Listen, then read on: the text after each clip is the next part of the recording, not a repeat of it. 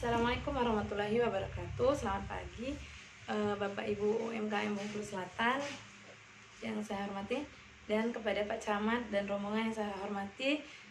Terima kasih telah memberikan kesempatan kepada saya untuk mensosialisasikan tentang proses produk halal.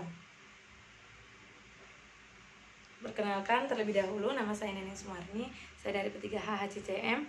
Dan kesempatan kali ini saya akan mensosialisasikan tentang proses permohonan sertifikat halal dengan pernyataan pelaku atau self-declare.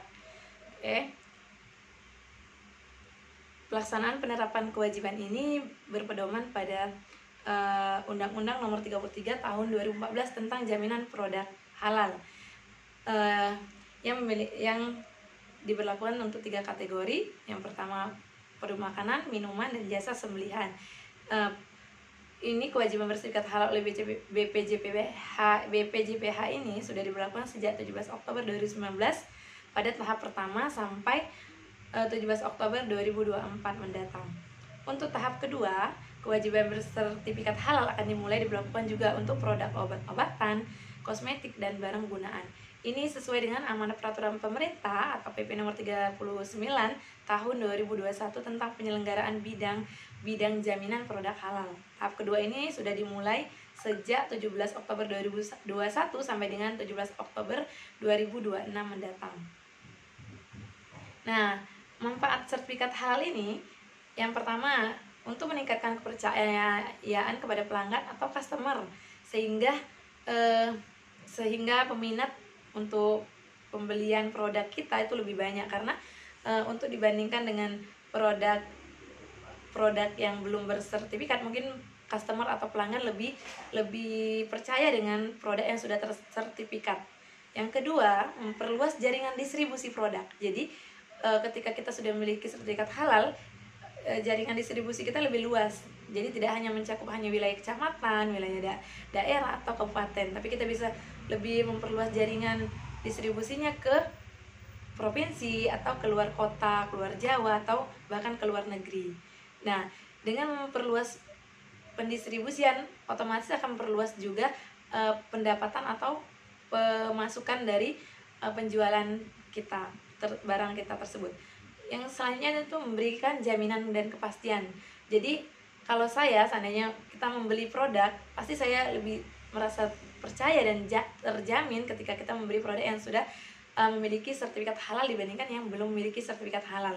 Jadi itu supaya pelanggan atau customer itu lebih percaya dengan produk yang kita jual. Yang selanjutnya itu memberi nilai tambah.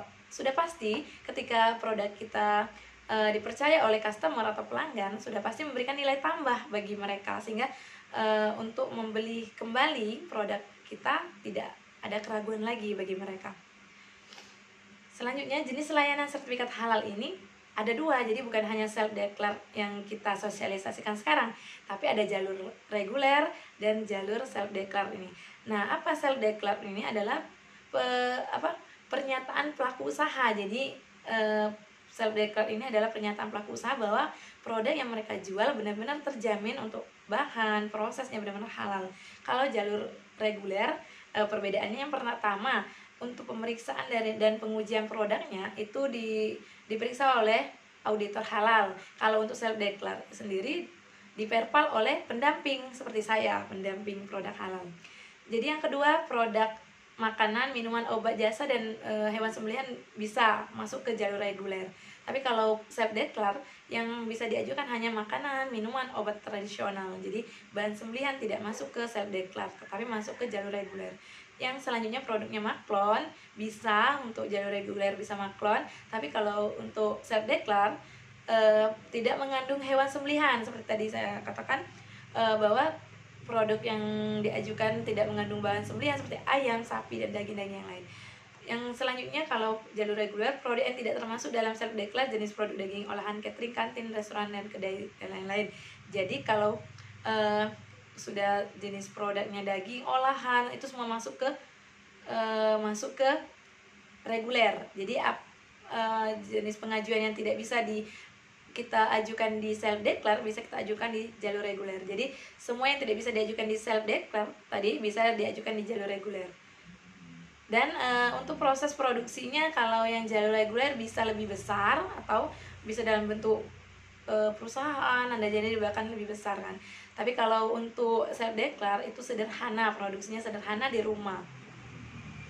Baik, selanjutnya alurnya. Jadi alur sertifikat halal itu sendiri kalau melalui self declare, yang pertama sekali pelaku usaha membuka akun PTSP Halal Go ID, atau pelaku usaha membuat akun si halal. Setelah membuat akun si halal, pelaku usaha memilih pendaftaran self declare, memasukkan kode fasilitasi, kemudian diperpal oleh pendamping, oleh saya atau teman-teman yang lain yang merupakan P3H yang sudah terregister oleh BPJPH. Selanjutnya verifikasi dokumen tadi dilakukan oleh BPJPH. Jadi dokumen kita yang sudah kita input di akun si halal akan diverifikasi oleh BPJPH. Kemudian BPJPH menerbitkan STTD. STTD itu adalah surat tanda terima dokumen. Kalau sudah terbit STTD, maka proses ajuan kita tadi akan disidang oleh Fatwa MUI, oleh Majelis Ulama Indonesia. Setelah disidang oleh Ulama Indonesia atau MUI, maka akan BPJPH akan menerbitkan sertifikat halal. Nah, setelah diterbitkan sertifikat halalnya, baru pelaku usaha bisa mengunduh sertifikat halal dari akun si halalnya tadi. Kemudian kriteria pelaku usaha yang dapat melakukan self declare: 1. Produk tidak berisiko, proses produksinya sederhana, memiliki hasil penjualan tahunan maksimal 500 juta rupiah yang dibuktikan dengan pernyataan pelaku usaha. Kemudian memiliki nomor induk NIP. Nah, jadi NIP ini paling penting. Jadi NIP ini pintu masuknya akun si halal ini tadi. Terus memiliki lokasi tempat alat proses produk halal atau PPH yang terpisah dari lokasi tempat alat proses yang tidak halal. Jadi kalau ada proses produksi yang tidak halal, maka harus dipisahkan, wajib dipisahkan. Memiliki atau tidak memiliki surat edaran. Jadi PRT, memiliki PRT atau tidak bisa tetap diajukan. Memiliki outlet 1. Jadi kalau sudah memiliki outlet lebih dari 1, itu tidak bisa diajukan self declare, bisa mengajukan lewat reguler. Selanjutnya, secara aktif telah berproduksi 1 tahun sebelum permohonan sertifikat halal. Jadi benar-benar ini sudah, maksudnya usahanya sudah berjalan minimal 1 tahun. Jadi jangan tiba-tiba hari ini buka usahanya terus baru mengajukan usaha tersebut. Karena salah satu syaratnya adalah minimal 1 tahun berproduksi. Produk yang dihasilkan berupa barang, bukan jasa, atau usaha restoran, kantin, catering, kedai, rumah makan. Selanjutnya itu bahan yang digunakan sudah pasti kehalalannya. Kalau seandainya menggunakan bahan yang berkemasan, sudah pasti ada SH-nya. Jadi SH dari BPJPH, sertifikat halalnya sudah ada, nomor ID-nya sudah ada. Terus tidak mengandung bahan yang berbahaya, seperti merkuri atau yang lainnya. Telah diverifikasi kehalalannya oleh pendamping proses produk halal. Jadi P3H-nya sudah memverifikasi dan benar-benar sudah lulus verifikasi dari P3H. Terus jenis produk, kelompok produknya tidak boleh, pengecualiannya yaitu hewan sembelihan, ayam daging dan yang disembelih itu pengecualian. Jadi yang lain bisa kita ajukan. Terus selanjutnya itu menggunakan peralatan produksi yang sederhana. Jadi bukan teknologi yang canggih yang sudah besar ya, masih dalam bentuk sederhana. Proses pengawetan produk tidak menggunakan teknik radiasi atau rekayasa genetika. Jadi benar-benar yang masih manual. Selanjutnya melengkapi dokumen pengajuan sertifikat halal, salah satunya NIB, KTP, foto produk dan segala dokumen yang diminta oleh akunnya nanti. Ketentuan bahan untuk self declare: bersertifikat halal atau termasuk dalam daftar positif list, tidak menggunakan bahan berbahaya, bahan yang dikecualikan dari bersertifikat halal, telah diverifikasi kehalalannya oleh pendamping. Jadi bukan hanya pernyataan kita bahwa proses dan bahan yang digunakan adalah proses dan bahan halal, tapi memang sudah diverifikasi oleh P3H atau pendamping proses produk halal. Ketentuan bahan yang digunakan dalam proses produk halal ini: yang pertama bahan baku, bahan olahan dan bahan tambahannya, bahan penolongnya yang berasal dari, ada 3 jenis: 1 hewan, tumbuhan, dan mikroba. Kalau hewan, bahan yang dihasilkan melalui proses kimiawi tumbuhan, juga proses kimiawi, dan proses biologi atau proses rekayasa genetika. Daftar produk dan bahan yang digunakan dalam proses produk halal untuk sertifikat halal ini merupakan produk dan bahan halal yang dibuktikan dengan sertifikat halal, kecuali berasal dari alam berupa tumbuhan, bahan tambang tanpa melalui proses pengolahan dikategorikan tidak berisiko mengandung bahan yang diharamkan. Jadi yang dikategorikan tidak berisiko dan tidak mengandung bahan yang diharamkan ya. Terus tidak tergolong berbahaya serta tidak bersinggungan dengan bahan yang haram. Jadi jika ada memproduksi halal tidak boleh maksudnya ketika kita ada memproduksi produk yang tidak halal tidak boleh dicampurkan dengan proses produk halal yang akan kita ajukan. Selanjutnya, pelaku usaha yang mengajukan permohonan sertifikat halal wajib 1. Memberikan informasi secara benar, jelas, dan jujur. Jadi pelaku usaha tidak boleh membuat pernyataan yang tidak sesuai dengan kenyataannya. 2. Memisahkan lokasi tempat, alat penyembelihan, pengolahan, penyimpanan, pengemasan, pendistribusian, penjualan, dan penyajian antara produk halal dan tidak halal. Jadi sudah jelas ya, kalau produk halal harus terpisah produksi dan alurnya dengan proses produksi produk yang tidak halal. Memiliki penyelia halal. Penyelia halal itu bisa ditunjuk oleh pelaku usaha. Jadi pelaku usaha memiliki penyelia halal yang bertugas untuk mengawasi proses produksi kita. Selanjutnya, melaporkan perubahan komposisi. Jika seiring berjalannya waktu ternyata pelaku usaha mengganti komposisinya tadi yang awalnya menggunakan bahan A ternyata diganti menggunakan bahan B, itu harus dilaporkan kepada BPJBH mengenai perubahan atau penggantian komposisi dari produk yang diproduksi. Proses produk halal. Proses produk halal PPH adalah rangkaian mencakup halalan produk, mencakup penyediaan bahannya, pengelolaan, penyimpanan, pengemasan, pendistribusian, penjualan, serta penyajian produk. Semuanya harus terjamin kehalalannya.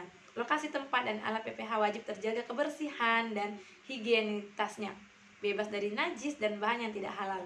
Wajib dipisah dengan lokasi atau proses produk yang tidak halal. Lokasi yang wajib dipisah hanya lokasi penyembelihan. Tempat alat wajib bisa meliputi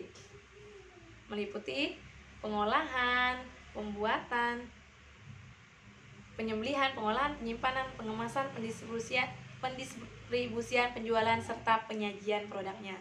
Untuk ketentuan PPH sendiri, untuk program self-declare ini menggunakan peralatan produksi dengan teknologi yang sederhana. Jadi kalau teknologinya sudah canggih atau sudah mewah, itu mungkin bisa masuk di pengajuan reguler. Karena untuk pengajuan self-declare ini harus menggunakan produksi yang sederhana, manual, dan semi otomatis usaha rumahan, karena ini usaha rumahan. Proses pengawetan produk yang dihasilkan tidak menggunakan teknik iradiasi, rekayasa genetika, menggunakan ozonisasi atau kombinasi beberapa metode pengawetan, teknologi Hardel. Pengertian haram. Nah, ini saya jelaskan sedikit mengenai pengertian haram. Dalam Quran surat Al-Baqarah 173. Sesuatu yang dilarang dan tidak sesuai ketentuan syariat Islam dan orang yang menentangnya dan berhadapan dengan siksaan Allah dan akhirat, bahkan terkadang juga terancam sanksi syariat di dunia. Itu ada dalam Quran surah Al-Baqarah 173 dan Quran surah Al-Baqarah 219 tentang sanksi atau pengertian untuk produk halal, untuk barang-barang haram yang kita gunakan, itu ada di Quran surat Al-Baqarah. Apa saja contohnya? Salah satunya babi dan turunannya, semua jenis turunannya, semua jenis produknya yang kita menggunakan babi dan turunannya, kaki, kuku, bulu, dan semuanya itu haram digunakan. Bangkai, darah, hewan yang disembelih dengan tidak menyebut nama Allah Subhanahu wa Ta'ala, serta organ tubuh manusia, hewan buas atau bertaring, hewan menjijikan, serta hewan yang hidup di dua alam tidak boleh. Terus selanjutnya khimar juga tidak boleh. Itu sudah ada dalam Al-Quran Al-Baqarah 219. Pengecualian semua hewan yang berasal dari laut. Jadi boleh tidak disembelih kalau hewan yang berasal dari laut, hidup di air atau tidak perlu disembelih. Itu halal.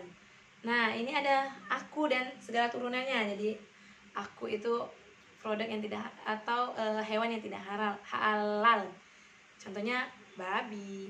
Babi itu banyak banyak macamnya ya, maksudnya itu dari satu tubuhnya tidak boleh digunakan semuanya. Jadi kerupuk bakso, ada yang buat kerupuk bakso, itu paru, dari parunya, empedunya, ususnya, lemak, daging, kulit, tulang, semuanya, gelatin, susu, kosmetik. Untuk bahan kosmetik pun tidak dianjurkan atau dilarang untuk digunakan karena haram, produk haram. Selanjutnya najis, ada dalil yang melarang, kotor dan menjijikkan. Untuk ada dalil yang melarangnya itu binatang buas contohnya. Kalau kotor dan menjijikkan itu berbahaya, memabukkan, penyebab keharaman ada 6 ya. 1 najis, terus tuh kotor dan menjijikkan, berbahaya, memabukkan, binatang buas, dan selanjutnya ada dalil yang melarang.